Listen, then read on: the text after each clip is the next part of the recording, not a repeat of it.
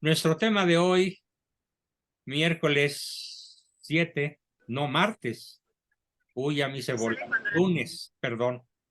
No, sí estoy funcionando mal, ¿eh? Lunes 7 de agosto del 2023. Por cierto, ofrezco una disculpa porque el miércoles dije que era del 2022 y hasta hoy que subí el video a YouTube me di cuenta de la metida de pata. Espero me disculpen. Bueno, ¿qué vamos a ver? La oración. La oración. ¿Quién quiere hacer la oración a San Miguel? Adelante. San Miguel Arcángel, defiéndonos en la lucha. Sé nuestro amparo y protector ante las acechanzas del demonio. Que Que Dios manifieste su poder en nuestra humilde súplica.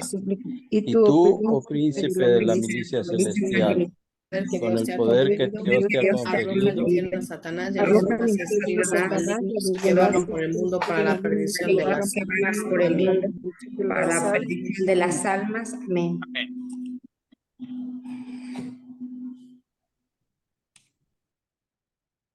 Gracias por recordarlo y continuamos. Entonces decía yo que hoy, lunes 7 de agosto, ya se me soltó la lengua, del 2023, vamos a continuar con nuestro tema sobre las caricias dentro del marco de lo que es la caridad.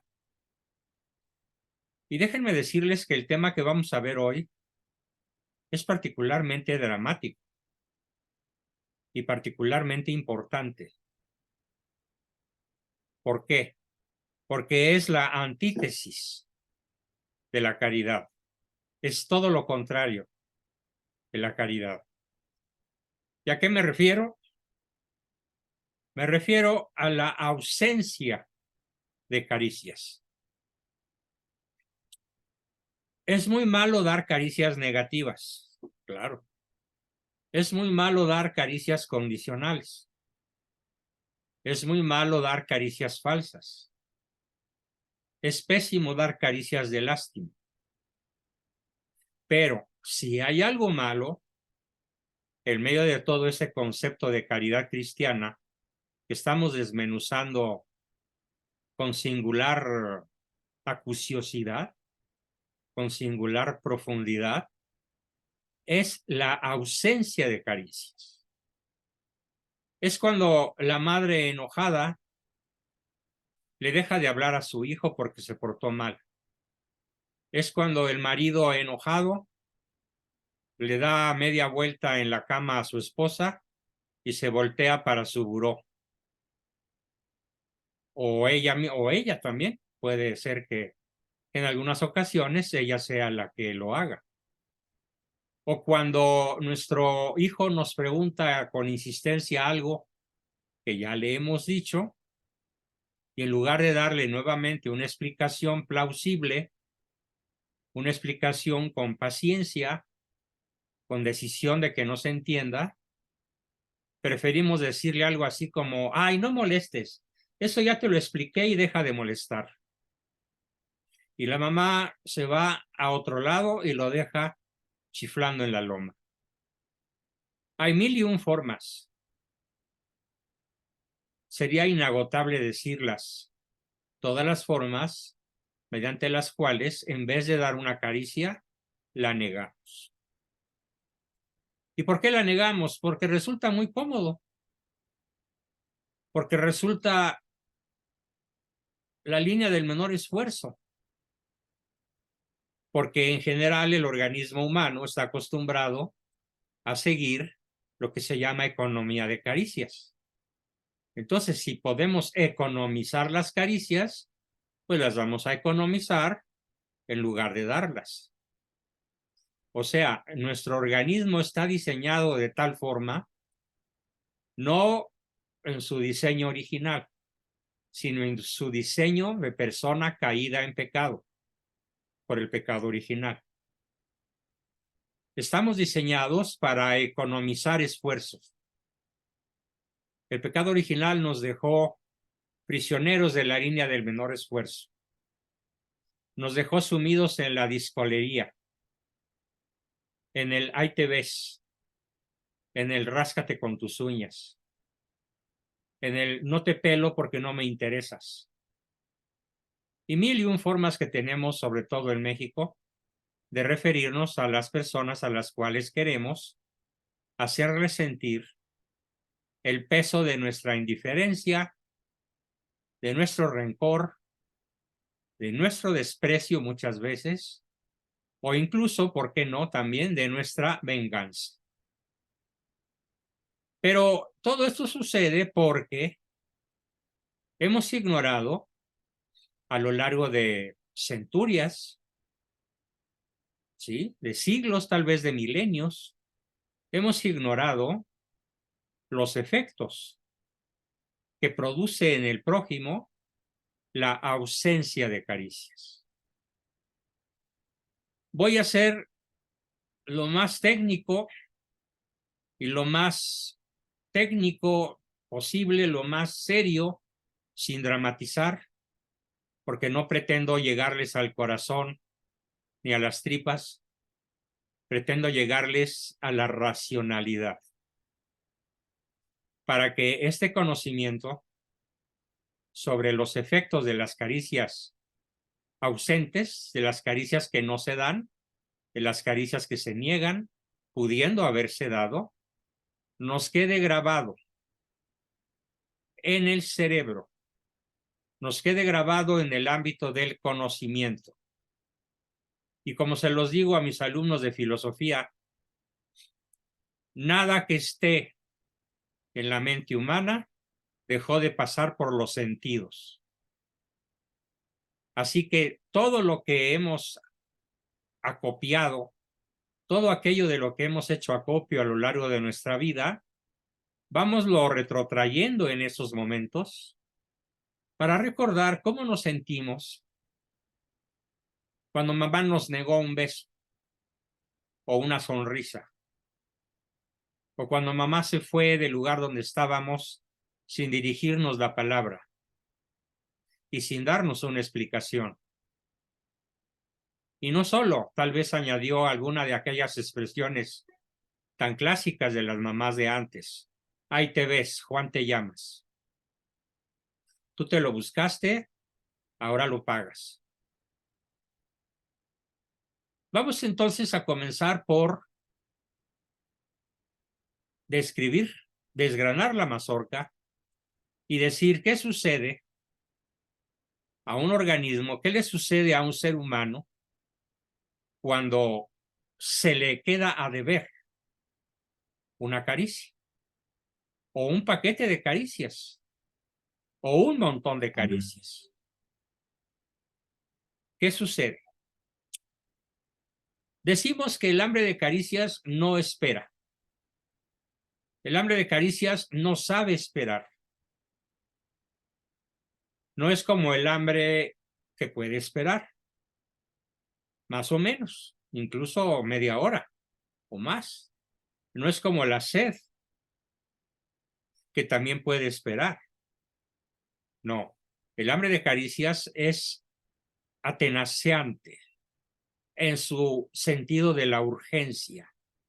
La caricia es para ahora mismo. La caricia es para ya. Y el organismo, no solo el yo de la persona, sino el organismo, el sistema nervioso central, el cerebro, el cerebelo, el bulbo raquídeo, los nervios, la suma de nervios, 144,000 millones de neuronas, no están dispuestos a posponer la satisfacción. El primer efecto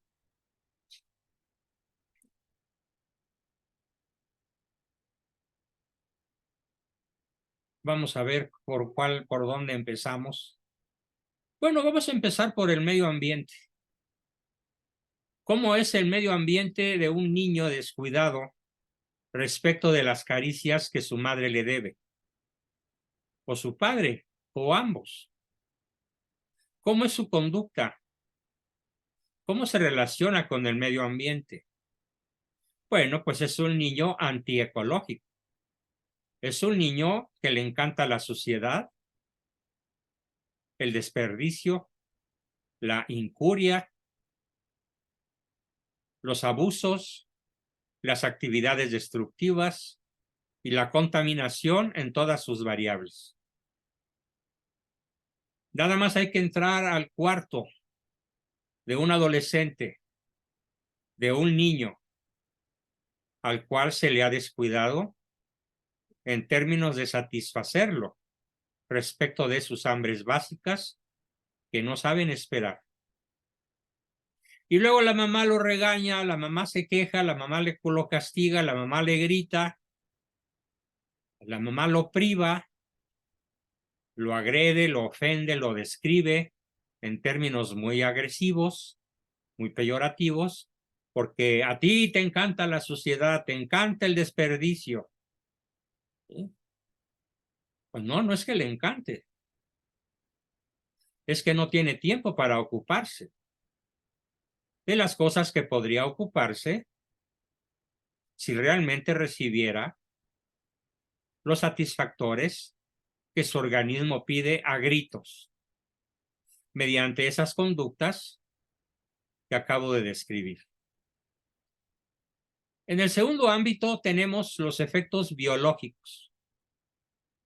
Ya describí los efectos ecológicos. Ahora vamos a ver los efectos biológicos, que son muchísimo más dramáticos. Y tenemos que prestar mucho mayor atención a estos efectos biológicos que a los efectos ecológicos. El primer efecto biológico en el cuerpo del niño, del adolescente, del joven, y si bien me aprietan incluso de un adulto, el primer efecto de la privación de las caricias, sobre todo incondicionales positivas, es, lo voy a decir técnicamente y luego lo explico, la anoxia o hipoxia. ¿Qué es esto de la anoxia o de la hipoxia? Bueno, pues como su misma raíz griega lo explica, hipoxia significa oxígeno en el sistema torrente sanguíneo en menor cantidad del que necesita para mantener la vida. Hipo, por debajo de. Eso quiere decir la expresión hipo en griego. Y también el otro término, alfa privativa. Cuando decimos acéfalo, es que no tiene cabeza. Analfabeta es los que está fabricando el régimen de la 4T con su nuevo libro de texto. Anorexia significa privación del sistema nervioso central respecto de la cantidad de oxígeno que requiere para mantenerse vivo. Así que ustedes piénsenlo.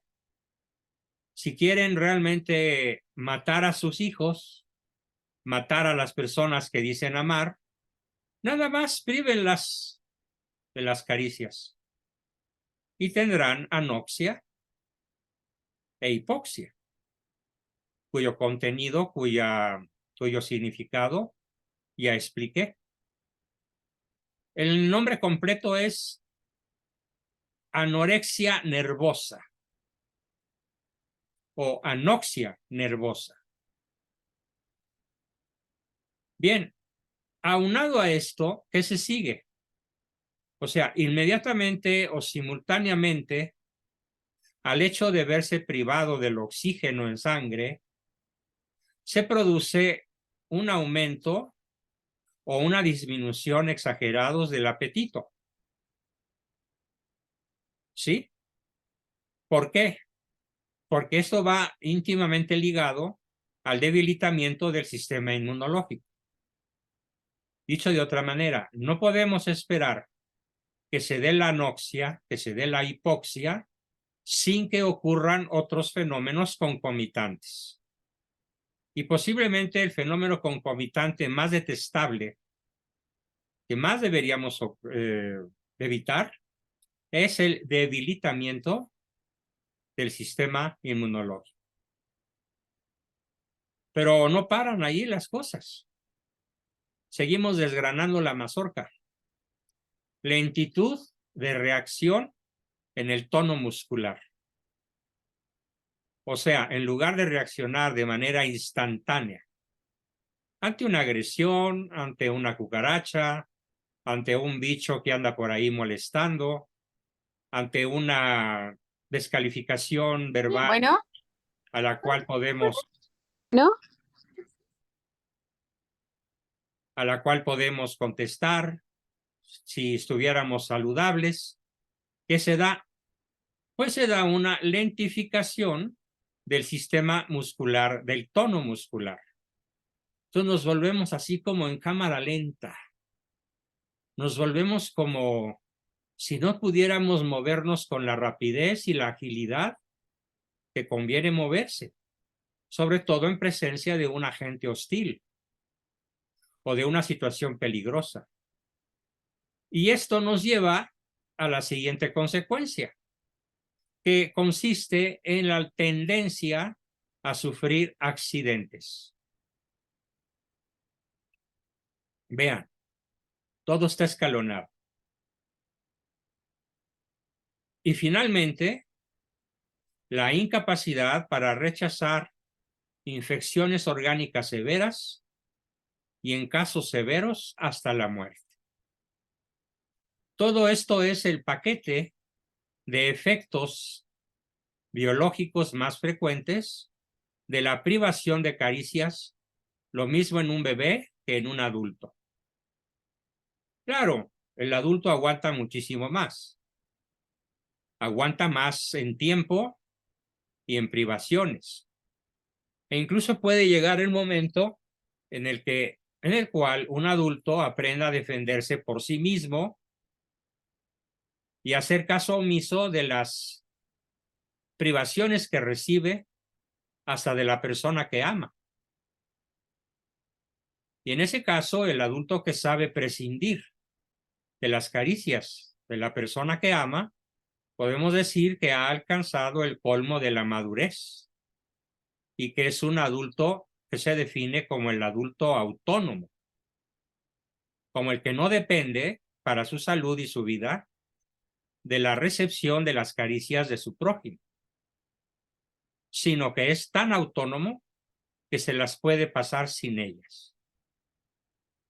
Hablando en términos numéricos, yo calculo que en México este tipo de adulto autónomo no sobrepasaría más del 2 o 3% de la población y la mayoría tendría arriba de 60 años. La experiencia nos hace aprender muchísimas cosas, pero los jóvenes no, los adolescentes menos y los niños nunca. Por esa razón, mi recomendación tajante, contundente, vibrante, entusiasta es: nunca le bajen a la dosis de donación de caricias incondicionales positivas. Siempre es preferible dar de más que dar de menos. Siempre es preferible que un niño nos diga: ay, mamá, ya, a que lo dejemos llorando porque lo hemos privado. Siempre será preferible la abundancia a la carestía, porque la abundancia la podemos administrar. Adultos, ancianos, niños, jóvenes, todos la podemos administrar, la abundancia. Lo único que no podemos administrar es la carestía. Bien, continuamos con el efecto número 3. Y el efecto número 3 se llama diversas disfunciones psicosomáticas. ¿Qué es una disfunción? Una disfunción es algo que funciona mal. ¿Y qué es psicosomático? Bueno, pues que está íntimamente entrelazado el cuerpo con la psique. Psique, somático. O sea, corpóreo, corporal, emocional y afectivo. De hecho, hoy se sabe que ningún trastorno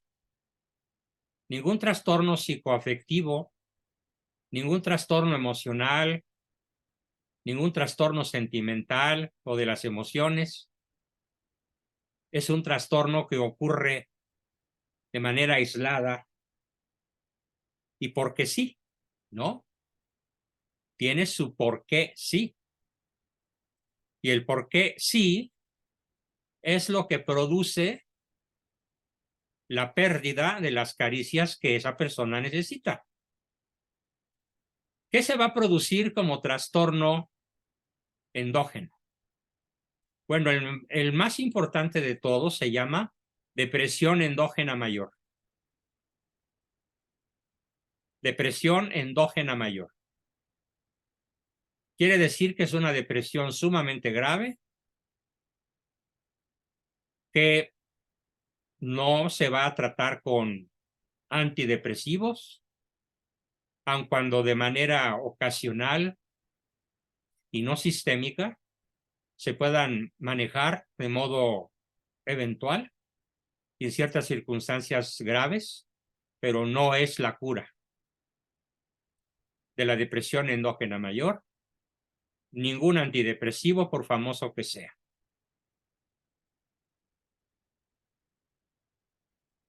Podrían ustedes imaginar una docena de nombres. Ninguno cura. Todos son como decimos cuando le vamos a pagar a un maestro de obra, tente mientras cobro. Algo así como no te caigas mientras te cobro. Depresión endógena mayor que puede equivaler incluso a un suicidio, a una muerte, a una enfermedad crónica severa y a causar sentimientos sumamente profundos de abulia. ¿Qué significa la abulia? La abulia significa no tener ganas de absolutamente nada. Ni de comer, ni de moverse, ni de dar o recibir una caricia, ni de ir de vacaciones, ni de recibir la visita de un amigo entrañable de otras épocas. En la abulia se pierde totalmente el deseo. Y esto es profundamente frecuente en las personas que han sido privadas de la caricia incondicional positiva desde su más tierna niñez. Tengo, sin exagerar, centenares de historias clínicas a lo largo de 60 años que señalan de manera contundente, de manera inequívoca, lo que estoy sosteniendo como una tesis profesional. Se dan también reacciones histéricas. Puede llegar a causarse personalidades psicopáticas, o sea que la personalidad psicopática es la que sufre una persona que pierde absolutamente toda sensibilidad afectiva, que pierde toda ternura, que pierde toda capacidad para dar y recibir afecto. Y esto le provoca una absoluta falta de empatía. Y entonces, para él, el prójimo es una molestia. El prójimo incluso llega a ser alguien con quien hay que acabar. ¿Por qué? Porque él desde niño estuvo acostumbrado a no recibir las caricias que lo hubieran hecho humano, lisa y llanamente humano. En casos más severos puede llegar a causar esquizofrenia. Mucho cuidado, una depresión puede ser la defensa orgánica, la defensa sistémica del organismo para evitar caer en una enfermedad peor, la cual se conoce con el nombre de esquizofrenia. Y también puede llegar a sufrir episodios de orden paranoico y de orden delirante. Hasta allá puede llegar la disfunción producida por la negación de los estímulos afectivos que denominamos con el nombre de caricia incondicional positiva. En resumen, en casos de privación sistemática de caricias, se pueden dar brotes psicóticos, desesperación y probable suicidio. Cuidado. Este tipo de casos no se trata con pildoritas, no se trata con antidepresivos.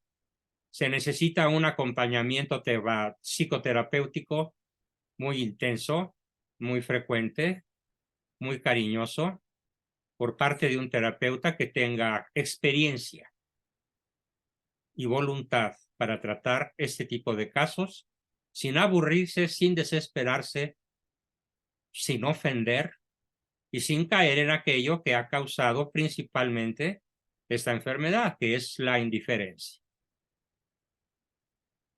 ¿Qué se produce a efectos sociales? Bueno, pues a efectos sociales, a escala social o en la esfera social, lo que se va a producir es un incremento de la criminalidad y de la violencia, con la proliferación de familias disfuncionales, vagancia, desempleo y subempleo.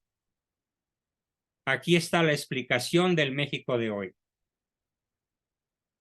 Por si no han leído las noticias, que incluso están emanadas de la misma fuente, que es el supuesto presidente de la República, ya llegamos a la cifra escalofriante de 167,000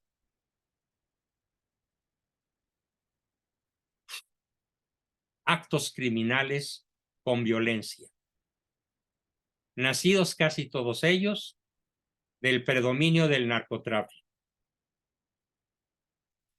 Pero como dice el Pejelopostli, no pasa nada. Y todo lo que pasa es que ustedes, periodistas, quieren llevarme a la picota del ridículo, haciendo notar a la gente la frecuencia con la que ocurren estos crímenes, pero no se dan cuenta que esto sucede por culpa de Calderón. Ya nada más falta que el día que se divorcie de Beatriz Gutiérrez Müller, le eche la culpa a Calderón. Sí, está por hacerlo.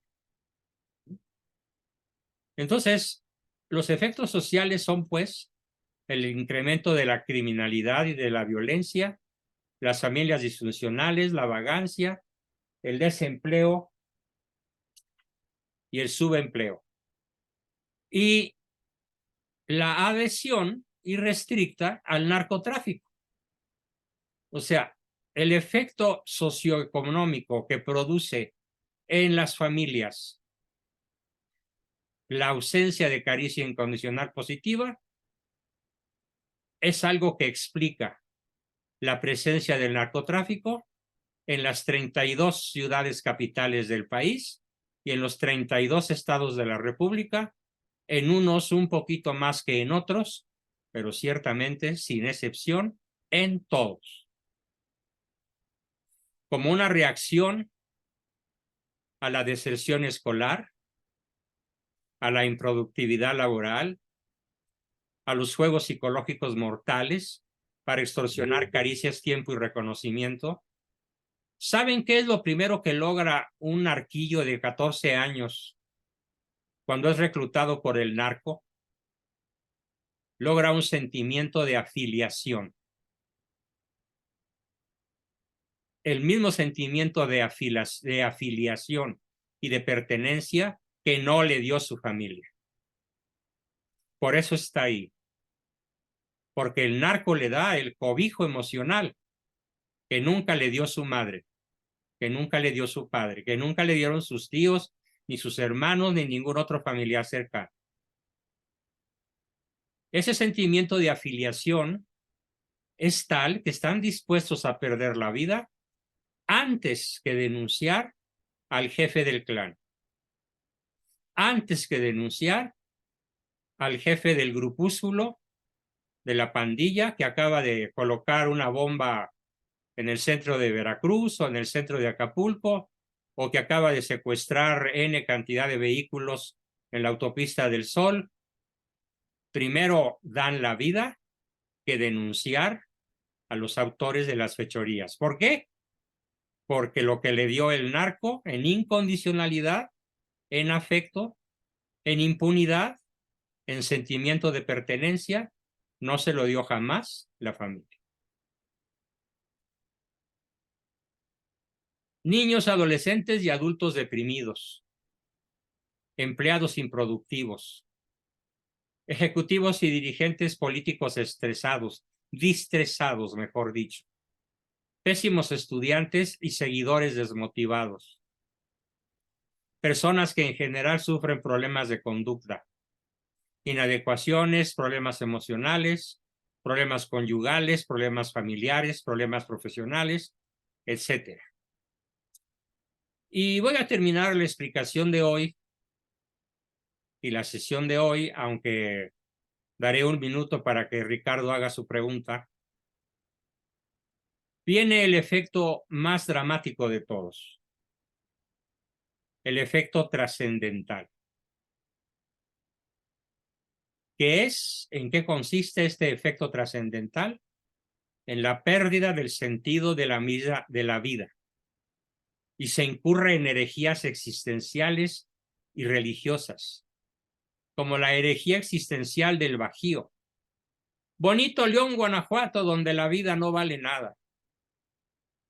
Y lo cantan a todo pulmón y se la creen. Y así viven. Terrorífico, detestable, abominable. Claro, es una canción entre mil. Pero el mexicano expresa en las canciones de José Alfredo Jiménez y similares, expresa de una manera analfabestia su herejía vital. Porque si lo resumimos, no sabe para qué vive. No sabe que nació para amar y para servir. Nada más esas dos cosas. Amar y servir, servir y amar. Punto.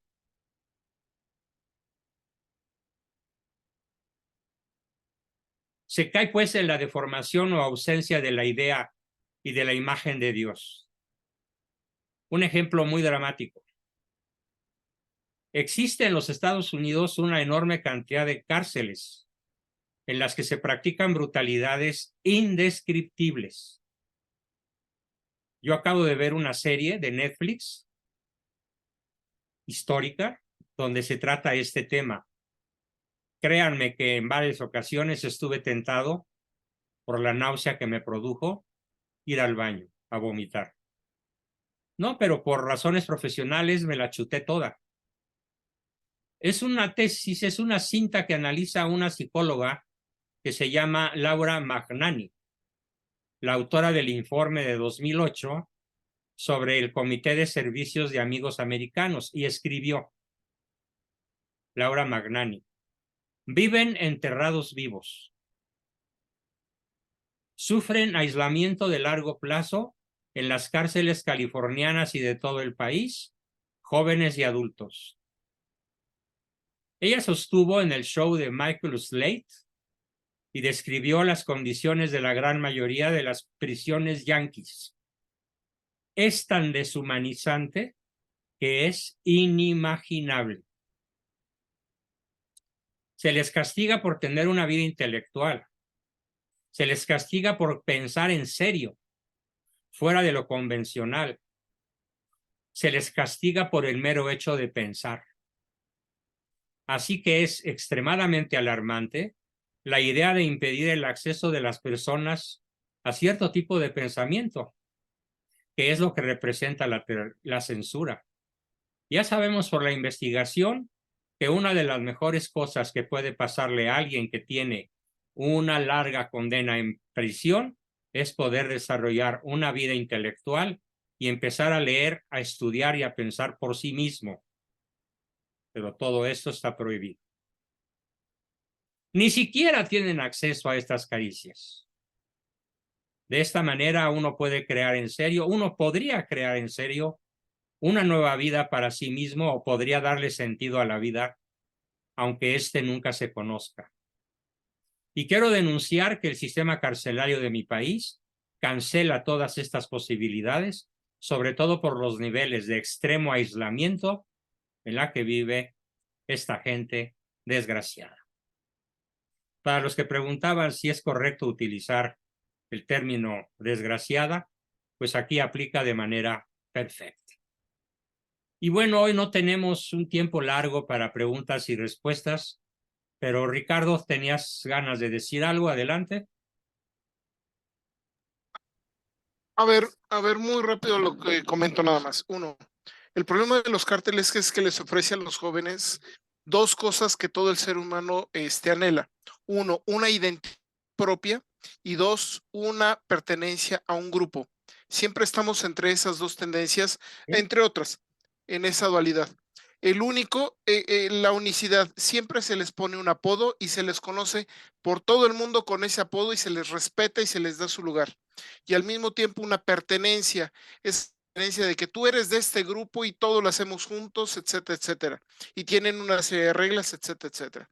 Eso Dios lo otorga dentro de la Iglesia Católica, especialmente en los monasterios, claro, en todos los demás lugares, pero de manera especial en los monasterios, tanto femeninos como masculinos. Ahí están en una orden, hay una pertenencia, tienen todos el mismo hábito, pero al mismo tiempo son únicos en su relación propia y en su relación con sus hermanos de comunidad. Correcto. Entonces, el narco es una perversión terrible de la forma en de llenar esas dos necesidades del ser humano. Magnífico. Por eso es que la gente es tan leal a esos grupos. También un buen monje también es leal a la orden al punto de morir por ella, mártir, de aceptar el martirio por ella. Pero también en mal sentido, pues las personas que entran ahí que no tuvieron ninguna forma de ser únicas, ni una forma de pertenencia, por eso es que se vuelven leales al punto de matar y morir por el narco. Bien. Ese es todo comentario. La última persona de esta noche para poder ir a descansarme, Victoria Alejandra, ¿qué querías comunicarnos?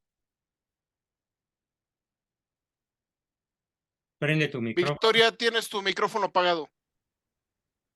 Lo que pasa es que con respecto al comentario que estaba diciendo de privada la persona o de las personas que han sido privadas de las caricias, pero yo pensaba que nosotros, por ejemplo, que somos bueno, yo soy docente, entonces, por ejemplo, nosotros cuando hemos visto que o cuando nos toca ver a un ser o a una persona que en su casa o que sí es pues como que el reflejo de que algo en su casa no está funcionando, que probablemente está siendo también privada de ese afecto.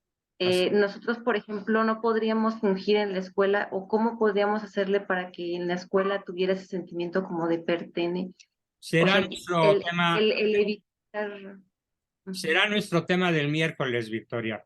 Se llama el donador sustituto de caricias. O sea, si pudiera haber otra persona, claro, que no fuera necesariamente puede verla y hablaremos ampliamente del asunto. ¿Bien? Okay. Bien, pues muchísimas gracias, queridos amigos. Estoy llegando a la esquina de la alberca con la lengua de fuera y a punto de dar la última brazada para tocar la orilla. Les suplico que por esta ocasión me disculpen y nos vemos el miércoles. Ese día, sesión completa, tanto exposición como comentarios y participación para todos. Así que por ahora muy buenas noches. Les agradezco mucho su presencia y estamos muy en contacto para el próximo miércoles, Dios mediante. Gracias a todos. Muy buenas noches. Miércoles descansa. Buenas noches, doctor. Descanse, buenas noches. Buenas noches, profesor.